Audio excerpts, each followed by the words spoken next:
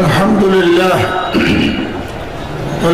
لله نحمده ونستعينه ونستغفره ونؤمن به ونتوكل عليه ونعوذ بالله من شرور أنفسنا ومن سيئات أعمالنا من يهده الله فلا مضل له ومن يضلله فلا هادي له ونشهد أن لا إله إلا الله وحده لا شريك له ونشهد أن محمدا عبده ورسوله صلى الله تعالى على خير خلقه محمد وعلى آله وأصحابه أجمعين أما بعد فأعوذ بالله من الشيطان الرجيم بسم الله الرحمن الرحيم ما كان محمد أبا أحد من رجالكم ولكن رسول الله وخاتم النبيين وكان الله بكل شيء عليما وقال النبي صلى الله عليه وسلم أنا خاتم النبيين لا نبي بعدي وقال النبي صلى الله عليه وسلم إن الرسالة والنبوة قد انقطعت فلا رسول بعدي ولا نبي وقال النبي صلى الله عليه وسلم ختم بي النبيون أو كما قال عليه الصلاة والسلام صدق الله المولانا العظيم وصدق رسوله النبي الكريم ونحن على ذلك لمن الشاهدين والشاكرين والحمد لله رب العالمين শ্রদ্ধেয় সভাপতি, মঞ্চে উপবিষ্ট বিজ্ঞ উলামায়ে কেরাম, সমবেত বিরাদরান ইসলাম, শানে রিসালাত সম্মেলন আপনারা আগেও করছেন, আজকেও এই সম্মেলন অনুষ্ঠিত হচ্ছে। আমাদের উস্তাদ শেখ আল্লামা আহমদ শফি শেখুল ইসলাম দামাত বরকাতুহুল আলিয়া, আল্লাহ তাআলা হযরতের জন্য দোয়া করবেন সবাই। অন্তত এইভাবে হলেও আরো দীর্ঘদিন আমাদের মাথার উপরে ওনার ছায়া বিদ্যমান থাকুক। আমি অবাক হয়ে গেছি, 10টা থেকে 1টা পর্যন্ত আমাদের হাইয়াতুল আউলিয়া গুরুত্বপূর্ণ মিটিং ছিল। হাইয়াতের মিটিং 1টা পর্যন্ত করছে, এক বসায়। মাঝখানে 1টা বাজে যাইয়া 4টা খানা খাইয়া কত মানুষ মোলাকাতের জন্য আসছে, তাদেরও বিদায় করছে। আমরা সামান্য খানা পিনা খাইয়া হযরত থেকে বিদায় নেওয়া অপেক্ষা করে নাই, ফেনী যেতে হবে। ফেনী চলে আসছেন, বয়ান করছেন দীর্ঘ লম্বা। আমি গাড়িতে বসে বসে পুরো বয়ান শুনছি ইসলামাবাদী মোবাইলের মধ্যে। আল্লাহ পরওয়ারদিগার হেফাজতে ইসলামের এই ডাক চট্টগ্রামে সর্বপ্রথম হেফাজতে ইসলামের সম্মেলন হয়েছিল জমিয়তুল ফালাহ ময়দানে। আমি প্রস্তাব দিয়েছিলাম যে হেফাজতে ইসলাম শুধু চট্টগ্রামের এরিয়ার ভিতরে সীমিত না রেখে সারা বাংলাদেশের শাখা গঠন করা হোক। মনে হয় আল্লাহ তাআলা কবুল করছেন। এখন সারা বাংলাদেশে বলতে আমি মনে করি সারা বিশ্বে, ঠিক কিনা করে বলুন। এখন পুরো ইউরোপ এবং মধ্যপ্রাচ্য অন্যান্য দেশেও, আপনারা জানি না, আপনারা জানেন না, হেফাজতে ইসলামের সম্মেলন চলতেই আছে, চলতেই থাকবে এবং সারা দুনিয়াতে সংগঠন হয়ে গেছে। আমার কষ্ট লাগে এখানে আসার পরে একজন একটা স্লিপ দিল, এর মধ্যে 4-5 জন আলেম এর নাম, যাদেরকে সরকার গ্রেফতার করছে। আমি বুঝি না, গ্রেফতার করার জন্য মদখোর, জুয়ারি, ডাকাত, চোর এদের পায় না? এই মাদ্রাসার আলেম যাদের সিনার ভিতরে কোরআন, যাদের সিনার ভিতরে হাদিস, এদেরকে গ্রেফতার করিয়ে তোমরা কি দেখাইতে চাও, কি করতে চাও?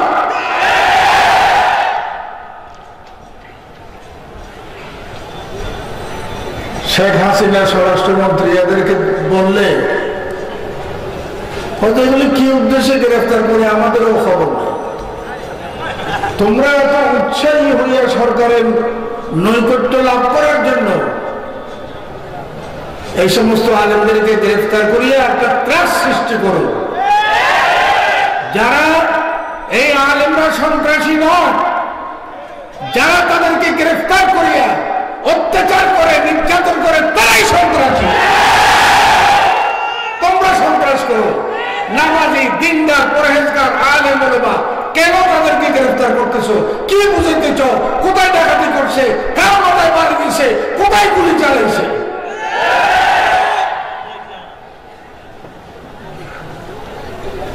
सूरज में लगी दाबा कुदरत का करिश्मा है, बुत हमको कहे काफिर अल्लाह की मर्जी है। যারা সন্ত্রাসী তাদের কেউ কিছু করে না। সন্ত্রাসের বিরুদ্ধে যারা আন্দোলন করে তাদের বানায় সন্ত্রাসী। কোরআন হাদিসের ভিতরে, মাদ্রাসার ভিতরে, তাবলীগী জামাতের ভিতরে, হেফাজতে ইসলামের ভিতরে, ওয়াজ মাহফিলের ভিতরে, তাফসীর মাহফিলের ভিতরে সন্ত্রাসকে উস্কে দেওয়ার কেউ কিছু বলে না? সন্ত্রাস দমন করার কথা বলে। জিহাদ মানে সন্ত্রাস নয়, জিহাদ মানে সন্ত্রাস দমনের একটা অভিযানের নাম জিহাদ।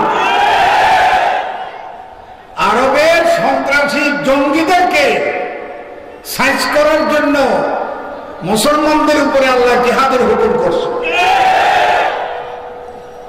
সন্ত্রাস দমনের জন্য জিহাদের হুকুম। এগুলিকে এই সমস্ত করিয়া দমায় রাখতে পারবে না। পেট্রোলে আগুন ধরলে, পানি মারলে আগুন আরো বেশি জ্বলে। नूर खुदा है कुफ्र के हरकत से खंडजन, फूकों से ये चिराग बुझाया न जाएगा।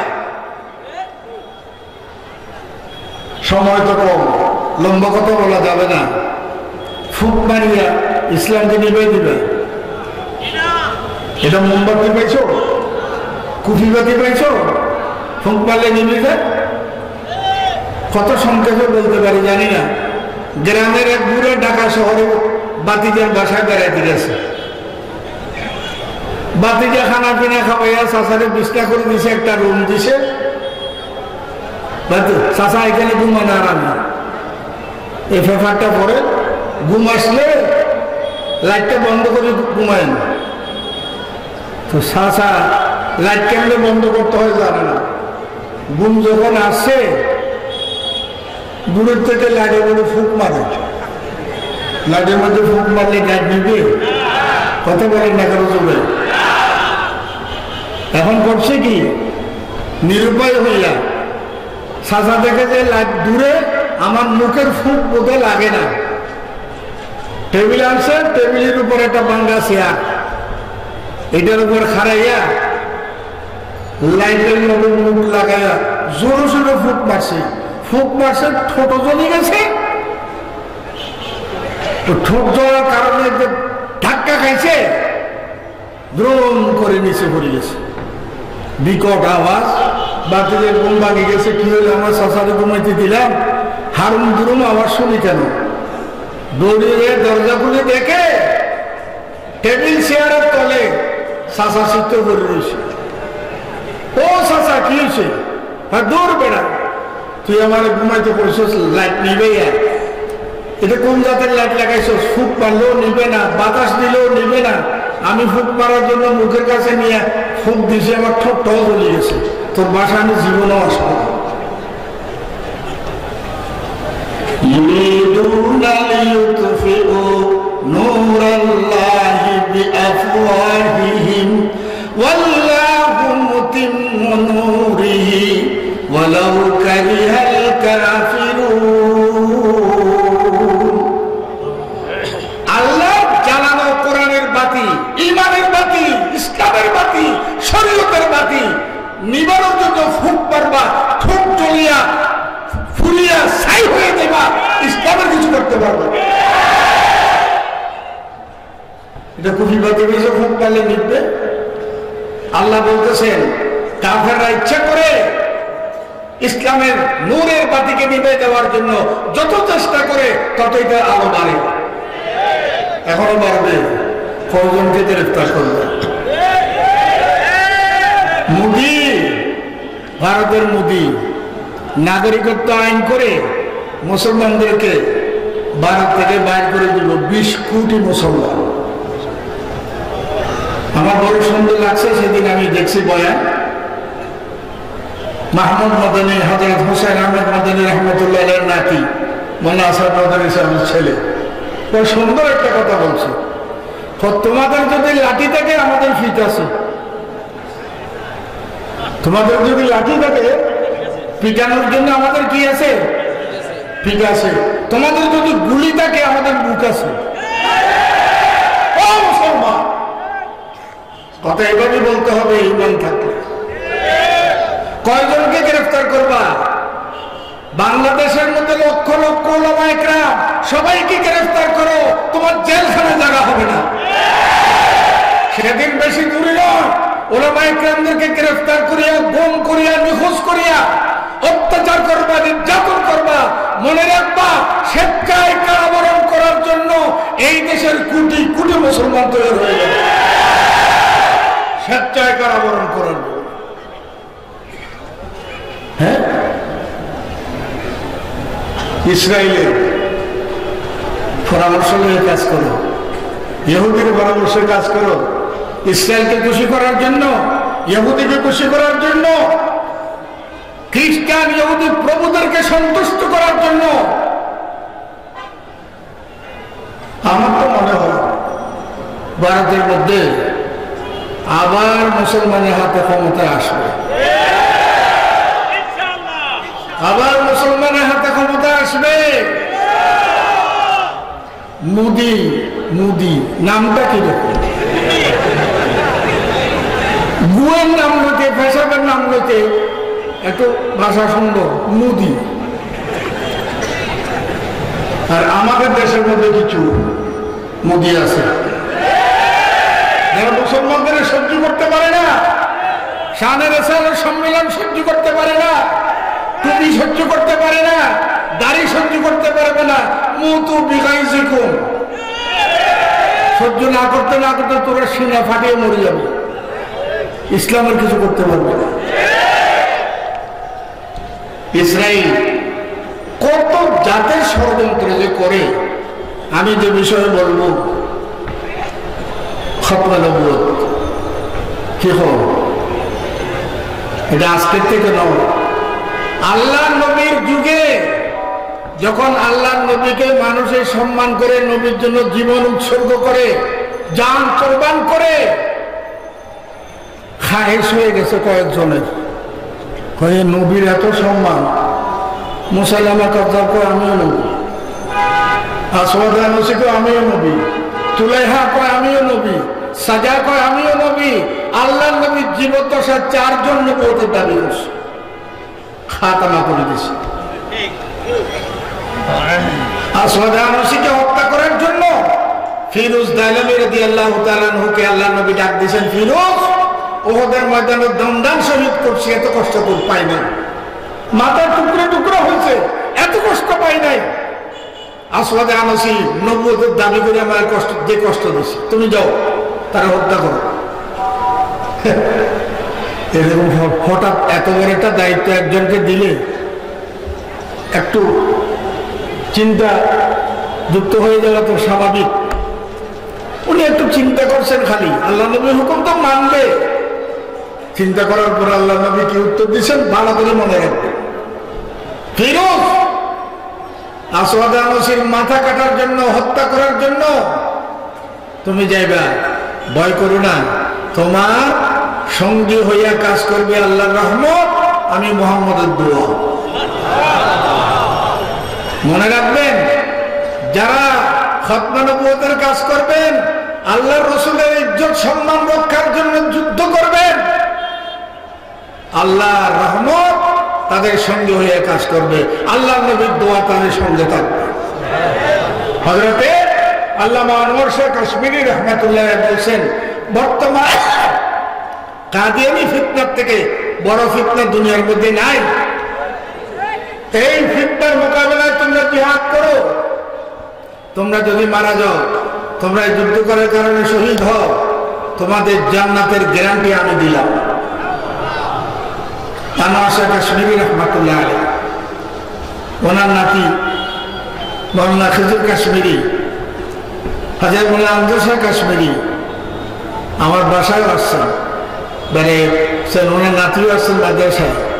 উনি দিনে নতুন কথা শুনছি, ভাওয়ালপুর মোকদ্দমা নামক একটা মোকদ্দমা, সেখানে এক কাদিয়ানী লোকের মুসলমান নারীর বিবাহ হয়েছে। মুসলমান মহিলা তার কাছে থাকতে চায় না, সেও ছাড়ে না, মামলা হয়েছে, অনেক লম্বা কথা। ভাওয়ালপুর ইন্ডিয়াতে। আল্লামা খতমে নবুয়তের গুরুত্ব বুঝেন, আল্লামা আনোয়ার শাহ কাশ্মীরি বুখারী শরীফের সবক বন্ধ করে ভাওয়ালপুর মোকদ্দমার মধ্যে এসে আর্গুমেন্ট করছে, বুখারীর সবকের থেকে গুরুত্ব বেশি দিছে। এবং ওনার কলেরা রোগে আক্রান্ত, যে রোগ উনি মারা গেছেন। শেষ আর্গুমেন্ট করে রায় হওয়ার আগে আক্রান্ত হয়ে শুয়ে পড়ছেন। ওই মর্যাদাতে উনি ওসিয়ত করছেন, আমি জানি ইনশাআল্লাহ ভাওয়ালপুর মোকদ্দমা হাইকোর্টের রায় মুসলমানের পক্ষে আসবে, এই বিবাহ বিচ্ছেদ হবে, কিন্তু আমি হয়তো এই রায় দেখে যেতে পারবো না। যদি মারা যায়, এই রায়টা নিয়ে আমার কবরের মধ্যে নিয়ে শোনাইবা। খতমে নবুয়তের এত বড় গুরুত্ব। প্রশ্ন করে উত্তর যদি আমার কাছে চান, ইনশাআল্লাহ দিতে পারবো, ইনশাআল্লাহ দিতে পারবো। আমি সেদিন চট্টগ্রাম হেফাজতে ইসলামের সম্মেলনে চ্যালেঞ্জ করছি, চট্টগ্রামের কাদিয়ানীরা তোমরা প্রকাশ্যে জলসা করতে চাও, আসো আমার লোকে বহস করো। আমি একজনকে যদি তোমরা বহসে পরাজয় করতে পারো, সারা বাংলাদেশের আলেম ওলামা মানে নিবে আমরা সবাই পরাজয় করছি। আসো, পঞ্চগড়ের মধ্যে জায়গা করছি, পঞ্চগড়ের মধ্যে যদি জায়গা করছি। এই যে একটা কিতাব, আমার বড় সৌভাগ্য, হাটাজারি হযরত হেফাজতে ইসলামের চট্টগ্রামের সম্মেলনে এটা হাতে নিয়ে বলছে, আমার ছেলে নুরুল ইসলাম এটা লেখছে, এখানে মধ্যে অকাট্য দলিল আছে কাদিয়ানীরা কাফের হবে। হুজুর নিজে বলছেন। আজকেও আমাকে বলছেন, আমি হাসিনার কাছে গেলে কাদিয়ানীদের ব্যাপারে বলতে, তোমার এই বইটা আমি সঙ্গে নিয়ে যাব। 72টা দাবি করছে। আপনারা আমার প্রশ্ন করেন, কাদিয়ানীদের আপনারা কাফের বলেন কেন? প্রথম, এটার উত্তর দেওয়ার আগে হুজুর আকরাম সাল্লাল্লাহু আলাইহি ওয়াসাল্লাম সর্বশেষ নবী, এই কথাটা কোরআন শরীফের 99টা আয়াতের দ্বারা প্রমাণ। এই বইয়ের মধ্যে আমি পারা এবং সূরা আয়াত নম্বর সহ এই 99টা আয়াত 2 পৃষ্ঠার মধ্যে আছে। আমি বই আনি না, দিতে পারবো না। এবং 99টা আয়াতের দ্বারা প্রমাণ হুজুর আকরাম সাল্লাল্লাহু আলাইহি ওয়াসাল্লাম খাতামুন নবিয়্যিন, মানে সর্বশেষ নবী। কিয়ামত পর্যন্ত কোন প্রকারের কোন নবী আসবে না, আসতে পারবে না। যে দাবি করবে সে কাফের। 250 শতাধিক হাদিস, সহিহ হাদিসের দ্বারা প্রমাণ হুজুর সাল্লাল্লাহু আলাইহি ওয়াসাল্লাম আখেরি নবী। এই কথা কাদিয়ানীরা মানে না। কোরআন শরীফের একটা আয়াত যদি কেউ না মানে, একটা শব্দ যদি কেউ না মানে, সে মুসলমান না কাফের যদি বলে? 99টা আয়াত মানে না।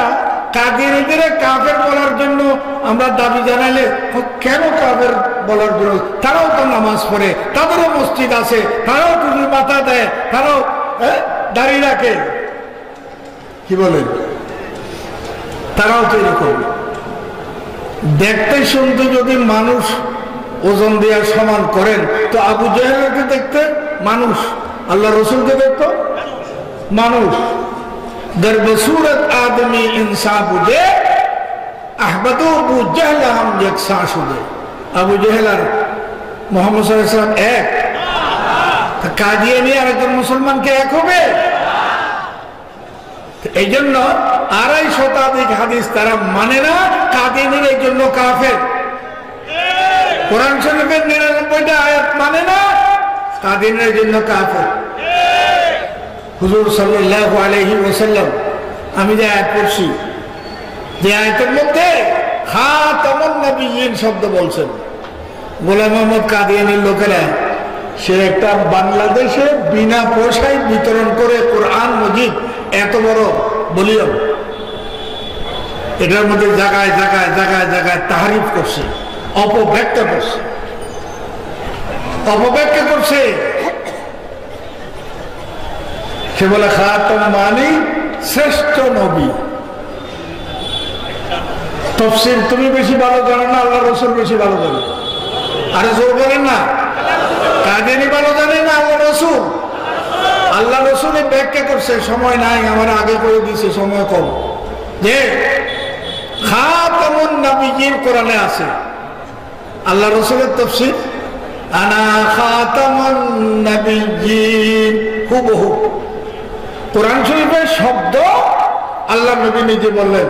কোরআন শরীফের সূরা আহজাবের 40 নম্বর আয়াতে খাতামুন নবিয়্যিন যে আছে আনা, সেটাকে কথা বলেন না, সেটা আমি। এইটার তাফসীর আল্লাহ রাসূল নিজে করে দিয়েছেন, মুফাসসিরিনরা করা লাগবে না।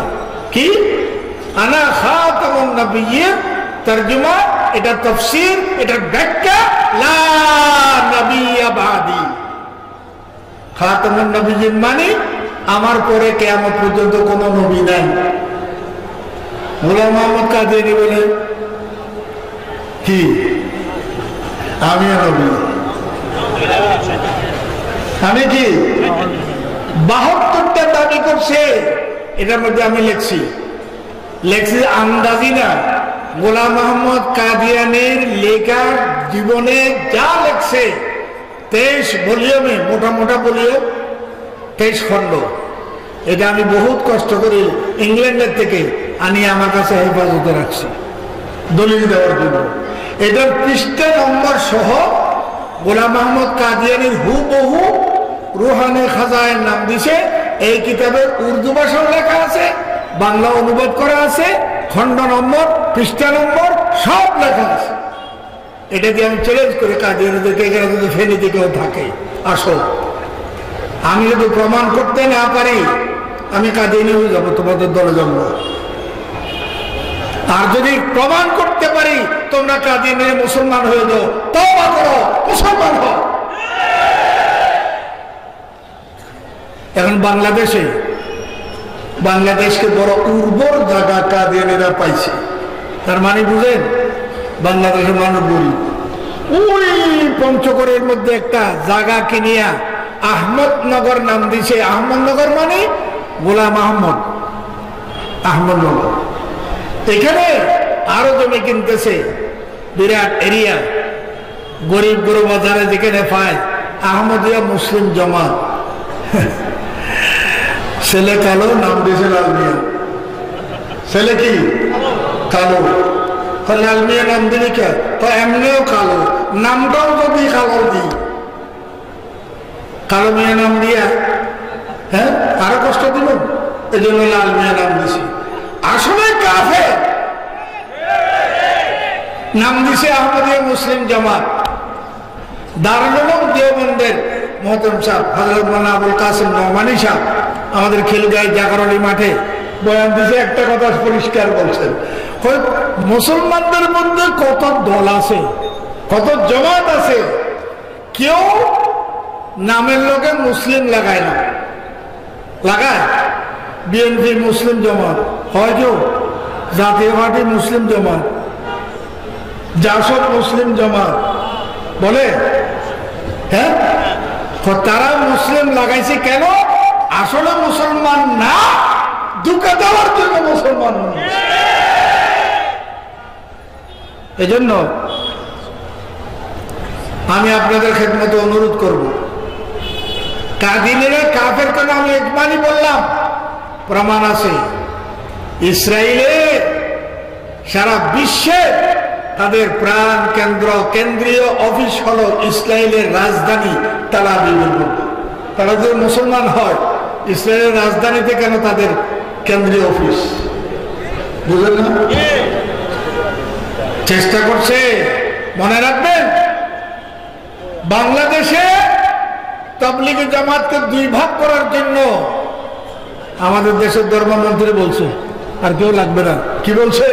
ইসরায়েলের টাকা নিয়ে তাবলীগ জামাতকে দ্বিখণ্ডিত করছে, ঠিক কিনা?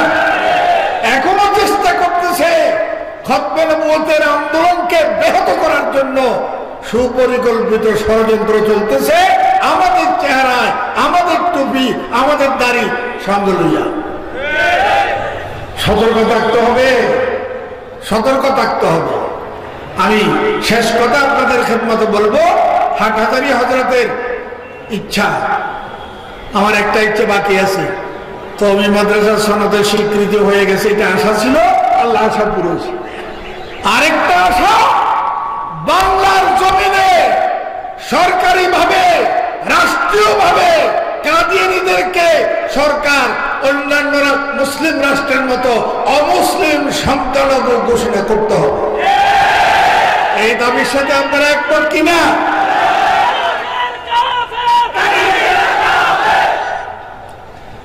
ফেনীর মধ্যে আল্লাহর ফজল করমে মজবুত খতমে নবুয়তের কমিটি গঠন হয়েছে, আন্তর্জাতিক মজলিসে তাহফুজ খতমে নবুয়তের ফেনী জেলা শাখা। যিনি ঘোষণা করতেছেন মাওলানা ওমর ফারুক সাহেব, উনি ফেনী জেলার কি বলে সেক্রেটারি। আরো যারা আছেন, আমি তো মনে করি খতমে নবুয়তের সদস্য গোনা লাগবে না। যে লা ইলাহা ইল্লাল্লাহ মুহাম্মাদুর রাসূলুল্লাহ বলে, সে অঘোষিত ভাবে খতমে নবুয়তের সদস্য। আপনারা কি খতমে নবুয়তের সদস্য হতে রাজি না? কারা কারা রাজি আছেন হাত তোলেন। বাংলাদেশ সরকার, গোয়েন্দা বিভাগ, ডিজিএফআই লোক, পুলিশ বাহিনী, দেখে নেন, এগুলি দলমত নির্বিশেষে সারাদের বয়ান শুনতে আসছে। তারাও রাষ্ট্রীয়ভাবে কাদিয়ানীদেরকে মুসলিম ঘোষণা করার দাবি জানা। এই জন্য